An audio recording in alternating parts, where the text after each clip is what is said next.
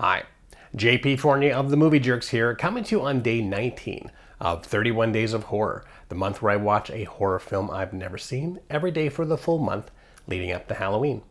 And what do we get for day 19? Well, yesterday we had The Barge People. So today we're getting Pray for the Devil. It Wants In. In response to a global rise in demonic possessions, the Catholic Church reopens exorcism schools to train priests in the rite of exorcism. On this spiritual battlefield, an unlikely warrior arises, a young nun, Sister Anne. Thrust onto the spiritual front line with fellow student Father Dante, Sister Anne finds herself in a battle for the soul of a young girl and soon realizes the devil has her right where he wants her. Well, looks like I'm watching an Exorcist film. Kind of hard to avoid nowadays, but day 19, I'm watching Pray for the Devil. Pray for the Devil is gonna suffer from comparisons to the horde of other Exorcist films coming out year after year. Even now, with the new sequel to William Blatty's and William Friedkin's horror classic from 1973, The Exorcist, audience will be reminded of how good that original film is, and how nothing competes with the original. The original was so good that even these new Exorcist films tend to try to repurpose and copy and paste the events that worked in the first film. These scenes and these actions have now become cliché and tropes. In this film, before it falls into familiar territory, there is an interesting concept that they could have explored a little further with. The classes that teach the techniques of performing exorcisms would have been interesting to take a look at and dive deeper into. We could have had one class teaching on the biology and how to deal with the bodily harm after contortions. We could have also had a section dedicated to ancient languages, and even modern languages, but teaching the latest swears and curse words.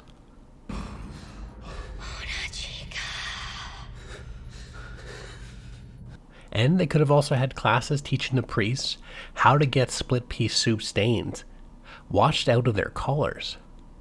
But alas, there's not much time spent on these actual classes in the film. What the film does center on is our protagonist nun, Anne, who's taken an interest in exorcism, as she believes her mother suffered from being possessed when she was a child. The film does attempt to make a big deal about a woman performing an act of exorcism. Then it is true.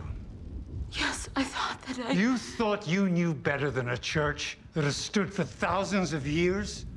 But it never digs too deep into the subject, as our hero nun is being personally requested by the demon that has possessed a little girl.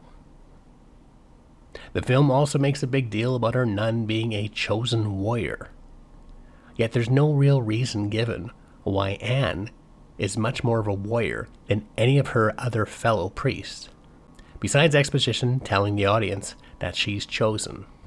You clearly have an important role to play in the church, Sister Anne.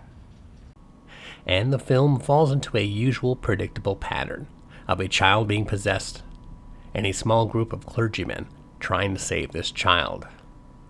What I can say about Pray for the Devil is that I liked Jacqueline Byer's performance.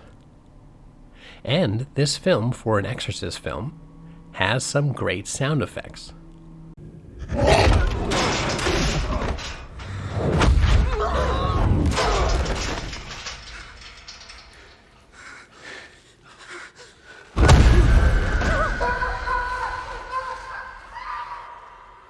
But in the end, if you've seen one Exorcist film, it'll feel like you've already seen this film before. And there you go, day 19 of 31 Days of Horror. This time I watched Pray for the Devil. What Exorcist films do you think break the mold? Let us know in the comment section. And if you're curious about other films I am watching this month, be sure to hit the subscribe button below for updates daily. And for more information about the Movie Jerks, you can go to www themoviejerks.ca.